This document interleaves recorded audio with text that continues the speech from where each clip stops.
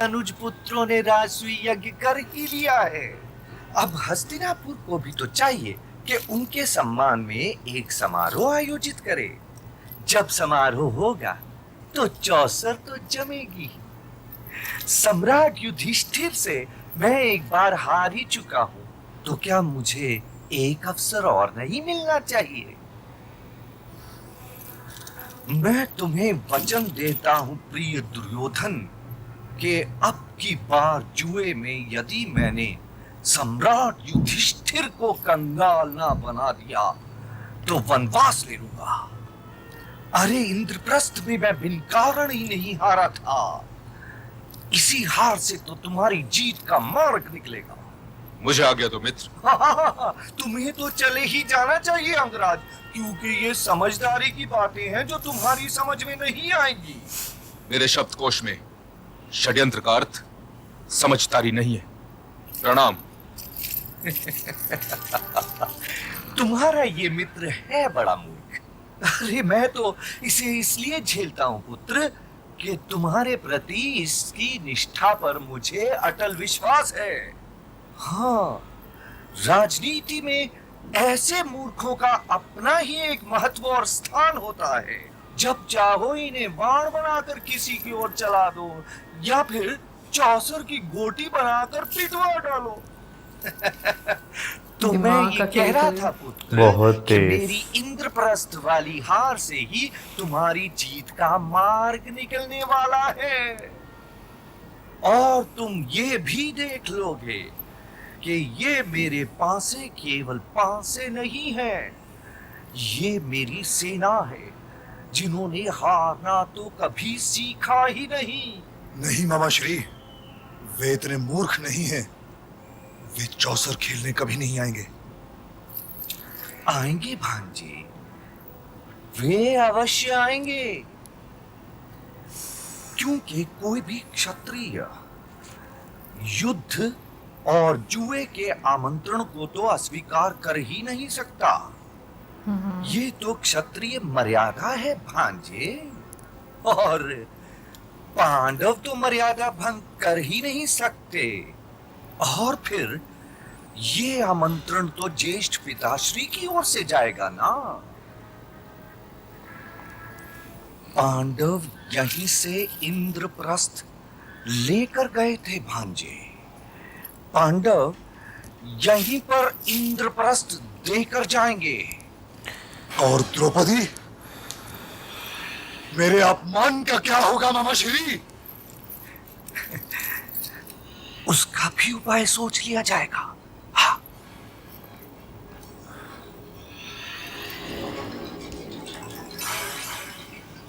परंतु पिताश्री, उनकी अनुमति मिलना बहुत कठिन है। तब तो तुम अपने पिताश्री के पुत्र मोह को जानते ही नहीं भांजे। अरे तुम कुछ चाहो और वो तुम्हें ना दे, ये तो कभी हो ही नहीं सकता। और ये भी ना भूलो कि उनके हृदय में भी इंद्रप्रस्थ का चोर कहीं ना कहीं अवश्य बैठा है। वे इंद्रप्रस्थ गए अवश्य थे, परंतु वहां से प्रसन्न नहीं लौटे हैं। सम्राट युधिष्ठिर ने उनसे उनका एक स्वप्न झपट लिया है। वो तो सदैव यही चाहते थे कि तुम्हारा राजसूय यज्ञ हो। तो क्या वो मान जाएंगे? कह के देख लो पुत्र। हाँ, हाथ कंगन को आरसी क्या। हाँ, तुम चिंता ना करो दुर्योधन, हम अभी महाराज के पास जाएंगे।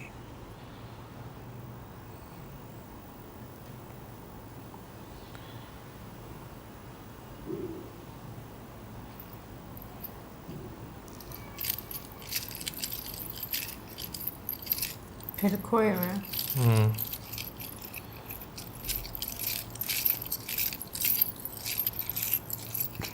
पता चल गया।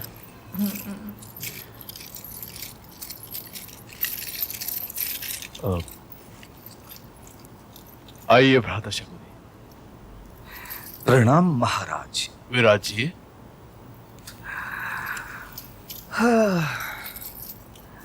मेरी समझ में ये नहीं आता महाराज कि आप सबकी चाप पहचान लेते हैं, परंतु स्वयं अपनी चाप नहीं पहचान पाते।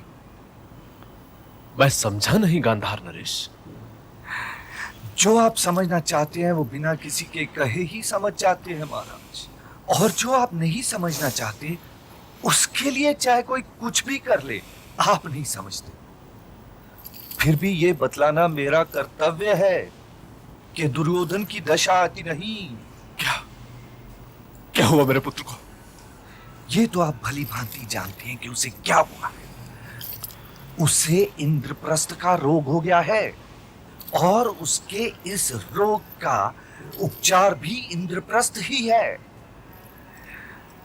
आप उसके पिता हैं, आप उसके हार्दिक संताप का पता क्यों नहीं लगाते जीजा महाराज? हो सकता है उसके इस रोग को पहचानने में मुझसे कोई भूल होगी हो। मैं कैसे पता चलाऊं भ्राता शकुनी? इंद्रप्रस्थ से लौटने के उपरांत तो वो मेरे पास भी एक आध बार ही आया। उसकी ओर से गांधारी भी बहुत चिंतित है। केवल चिंतित होने से कुछ नहीं होता जीजा महाराज। अब मैं उसको इंद्रप्रस्थ तो नहीं दे सकता। वही तो उसके लिए संजीवनी बूटी है। नहीं नहीं भ्राता शकुनी, ये अन्याय मैं नहीं कर सकता, और यदि मैं ये अन्याय करना चाहूं भी तो भी ये संभव नहीं है। अनुज पुत्र बहुत शक्तिशाली हो चुके हैं। ये तो आप ठीक कह रहे हैं, फिर भी हम दुर्योधन को यूं घुलने के लिए तो नहीं छोड़ सकते ना। वो मेरी बहन का ज्येष्ठ पुत्र है, उसके मन बहलाव का कोई तो प्रबंध कर सकते हैं। अवश्य अवश्य भ्राता शकुनी, उसके मन बहलाव के लिए आप जो कुछ भी कहेंगे मैं वो करने के लिए तैयार हूं। ये तो आप स्वयं दुर्योधन से ही पूछ लीजिए जीजा महाराज। आओ पुत्र दुर्योधन, आओ। प्रणाम पिताश्री। आयुष्मान भव पुत्र। आज कितने दिनों के पश्चात पिता के पास आए हो। क्या तुम नहीं जानते कि जिस दिन तुम मेरे पास नहीं आते और मैं तुम्हारी वाणी नहीं सुनता तो लगता है कि वो दिन अकारथ गया। मैं क्षमा चाहता हूं पिताश्री। तुम्हारे मामा श्री कह रहे हैं कि तुम्हारा जी अच्छा नहीं है। क्या तुमने राजवैद्य को अपनी नाड़ी दिखाई? मेरे रोग का उपचार उनके पास नहीं है पिताश्री। परंतु हुआ क्या है पुत्र? मेरा अपमान हुआ है पिताश्री। अपमान? हाँ, मेरा अपमान हुआ है, और इस अपमान ने मेरी रातों की नींद छीन ली है। मेरा जी घबराता रहता है। तो तुम्हारे मन बहलाव का प्रबंध कर देते हैं पुत्र दुर्योधन, हैं?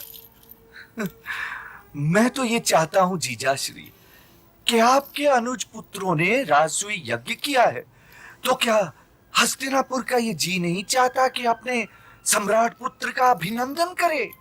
आप उन्हें अवश्य आमंत्रित कीजिए महाराज। जी हाँ पिताश्री। मैंने तो तुम्हें ध्यान में रखते हुए उन्हें आमंत्रित नहीं किया था पुत्र। यदि तुम यही चाहते हो तो मैं उन्हें आमंत्रित कर लेता हूं।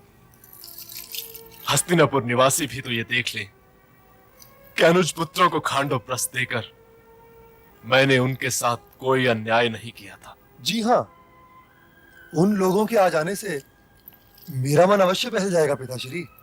कभी आखेट पर निकल जाया करेंगे और कभी चौसर खेल लिया करेंगे। और क्या, जुए से बढ़कर तो मन बहलाव का और कोई साधन हो ही नहीं सकता। तो ये कहिए भ्राता शकुनी कि आप इंद्रप्रस्थ में होने वाली अपनी हार का बदला भी लेना चाहते हैं?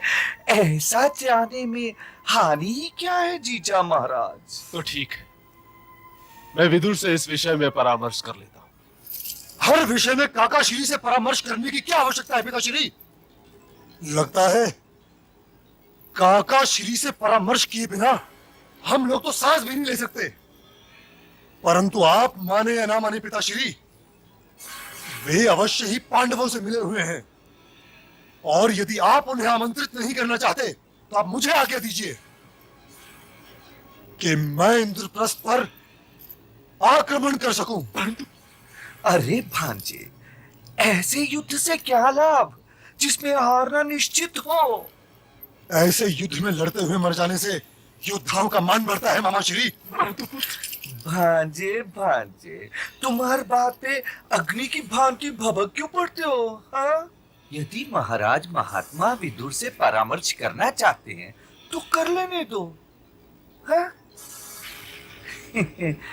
विदुर नीति भी अपने अनुजों को आमंत्रित करने का विरोध थोड़े ही कर सकती है। बहुत बुरी तरह फंसा दिया है बहुत बुरी तरह से। अच्छा, वैसे जो है भाई, दुर्योधन को पहले बता तो दिया गया था कि भाई पानी है वहां पर, और उसने जो है वो चीज़ नहीं माना। अच्छा, वैसे वो इल्यूजन जो बनाया हुआ था जहाँ पे मायावी हाँ महल। आपको पानी नजर आ रहा था, वह पानी नहीं था, और जहाँ पर आपको पानी नहीं नजर आ रहा वहाँ पानी है। बिल्कुल, लेकिन फिर भी मैं ये बात बोलूंगी कि जिस तरह से उन्होंने बात की ना, अंधे का बेटा अंधा, वो बात गलत थी, क्योंकि मुझे लगता है कि ऐसे नहीं बोलना चाहिए किसी को भी। लेकिन एक चीज़ ये है कि जो दुर्योधन है, क्योंकि स्पेशली दुर्योधन जैसे इंसान को जो हाँ। कि जिसमें अकल ऐसी है कि फौरन से भड़क उठना और बहुत ज़्यादा एक तरह गुस्सा आ जाना, नार्सिसिस्ट हाँ। इंसान होना, तो दुर्योधन का कुछ इस तरह का एक रवैया है ना कि खुद पसंदी बहुत बिल्कुल। ज़्यादा। आप ये देखें कि वो महल से निकलने के बाद जो है, यानी कि वहाँ से इंद्रप्रस्थ से हस्तिनापुर आने के बाद अपना गुस्सा जो है वो दूसरों पर जो है वो निकाले। हालांकि कर्ण जो है वो फिर भी सही बात करते हैं, लेकिन ऑन द अदर साइड मामाश्री जो है ना, उनका एक सोचने का तरीका जो है, अगले बंदे को फंसाने का तरीका, वो बहुत ज़्यादा मुख्तलिफ है। वो वाकई राजनीति जो है वो बड़े अच्छे तरीके से जो है ना वो करते हैं। जैसे उन्होंने दुर्योधन को भी फंसा लिया, ऑन द अदर साइड जो है जिसे महाराज के पास गए, उनको जिस तरह जो है एक स्टोरी बयां की, तो मेरा ख्याल है कि ये वाकई में राजनीति में उनका दिमाग अच्छा खासा था। मुझे वैसे ऐसा लगता है कि ना, नो डाउट अगर आप योद्धा हैं उसके साथ आपको राजनीति आनी चाहिए, क्योंकि सिर्फ लड़ाई करने से आप नहीं जीत सकते। आपको साथ में एक वो कहते हैं ना प्लानिंग, क्या स्ट्रैटेजी होगी, वो सब भी होना चाहिए, फिर ही आप जो है वो मुझे लगता है जंग जीत सकते हैं। सिर्फ एक इस चीज़ पर कि आप कितना पावरफुल हैं, स्किल्ड हैं, उस चीज़ पर जंग मुझे नहीं लगता कि जीती जा सकती है।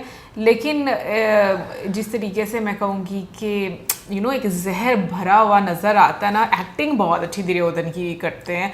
और फिर उसके बाद अगर हम लोग बात करें जो दुर्योधन जी के पिताजी हैं, धृतराष्ट्र, मतलब मैं ये बात सोचती हूँ कि उनके अंदर तुम देखो जो एक वो है ना चीज़ जेलसी वाली, क्योंकि कमेंट सेक्शन में ये चीज़ बताई गई थी कि जो सम्राट होता है ना, वो ज्यादा पावरफुल होता है, ठीक है, तो वो जो अब युधिष्ठिर हैं, वो धृतराष्ट्र से ज्यादा पावरफुल हो गए हैं। अब तुम देखो ना, वही चीज उनमें नजर आ रही है कि यार वैसे भी वो समटाइम्स ऐसा होता है ना कि कुछ सच इस तरह के होते हैं कि भाई वो ना निगले जाते हैं ना उगले जाते हैं। तो अगर देखा जाए तो दुर्योधन के लिए ना वो सच कुछ जो है ना वो इस तरह का जो है बन चुका हुआ है कि ना उसे वो हजम हो रहा है, और ना जो है ना वो उसके माइंड से जो है वो चीज़ जो है वो निकल पा रही है, और उससे जो आगे चीज़ें भी जो है ना वो भी इस तरह की हो रही है। वैसे आपको पता है लास्ट मंथ अक्टूबर में जो